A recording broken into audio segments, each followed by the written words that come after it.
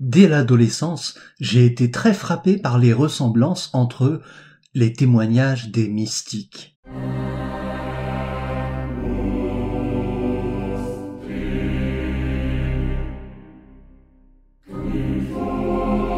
Selon moi, c'était possible d'expérimenter, voire de conceptualiser, une vérité extra-rationnelle.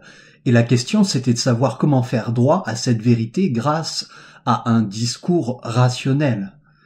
Cette expérience est mystique, parce qu'elle est ineffable et unitive. Elle est commune à plusieurs philosophies.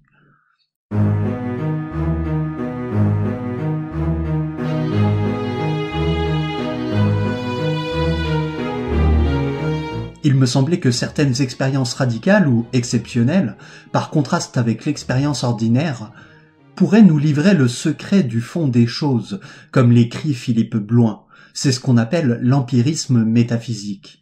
Il y avait pour moi des points communs, une essence commune aux diverses formes d'expériences mystiques, à la plupart d'entre elles, une expérience mystique universelle, mais je me méfiais de l'idée d'une philosophie éternelle, d'une doctrine philosophique universelle qui découlerait de cette expérience de manière non problématique. À quoi pouvaient bien tenir les divergences apparentes entre les différents témoignages mystiques?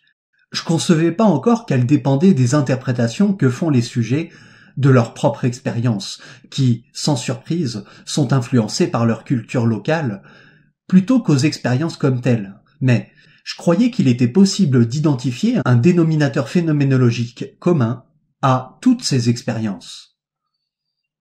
Il y a un chercheur qui s'appelle Stace qui identifie 5 caractéristiques communes, une référence à une réalité transsubjective, un sentiment de paix ou de béatitude, le sentiment d'être en présence du saint, du sacré, du divin, un caractère paradoxal et un caractère ineffable. Comment l'expérience mystique ne serait-elle pas universelle si, comme le dit Stephen Taylor, les différents témoignages mystiques présentent des similarités entre les cultures qui sont fortes, et si on trouve des similarités du même genre dans l'auto-transformation ou l'éveil déclenché par l'expérience mystique. Par exemple, les sujets rapportent souvent le sentiment d'avoir atteint un plan de conscience et de bien-être supérieur, un plan où, ayant renoncé à leur volonté propre, la distinction entre le monde et le moi s'évapore, etc. De plus, de nombreuses expériences mystiques semblent avoir été spontanées, produites chez des sujets sans appartenance préalable à une quelconque tradition religieuse. Enfant, j'avais des expériences troublantes, j'avais un grand goût du mystère, un grand intérêt pour un secret qui serait caché au grand nombre. Stephen Taylor ajoute que ces expériences sont insoupçonnées ou déroutantes, leur contenu allant souvent à l'encontre des doctrines reçues, et que les exercices spirituels qui préparent à l'expérience mystique ont souvent pour but explicite de mettre hors circuit la raison discursive ou conceptuelle. L'expérience mystique m'apparaissait comme une possibilité de l'homme, plutôt que comme le produit d'un conditionnement culturel.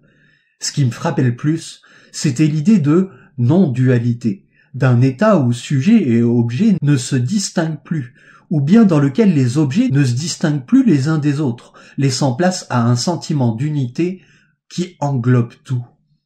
J'étais obsédé par la déclaration « tout est un » que j'inscrivais dans nombre de mes dessins.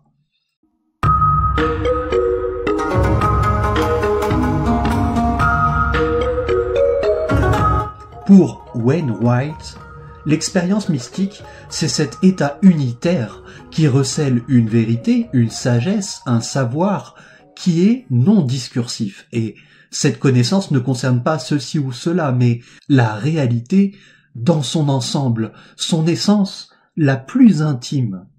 En cherchant les caractéristiques essentielles des expériences mystiques, j'en arrivais à l'idée d'un noyau commun. La définition du mysticisme de Lalande nous en donne l'énoncé. Je cite proprement « Croyance à la possibilité d'une union intime et directe de l'esprit humain au principe fondamental de l'être, union constituant à la fois un mode d'existence et un mode de connaissance, étranger et supérieur à l'existence et à la connaissance normale. William James le disait déjà, plus succinctement encore, il s'agit de l'état dans lequel, je cite, on devient un avec l'absolu. Fin de citation.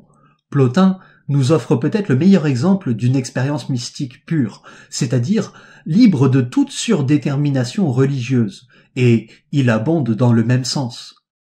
À l'adolescence, il me semblait radicalement important de savoir si cette idée de coïncidence, d'union, d'identification, de fusion du sujet avec l'un, le tout, l'être ou l'absolu relevait de l'illusion ou de la réalité. Et il n'y a nécessairement qu'un seul absolu, donc il n'y a qu'une seule expérience mystique, qui peut admettre des degrés ou des modalités.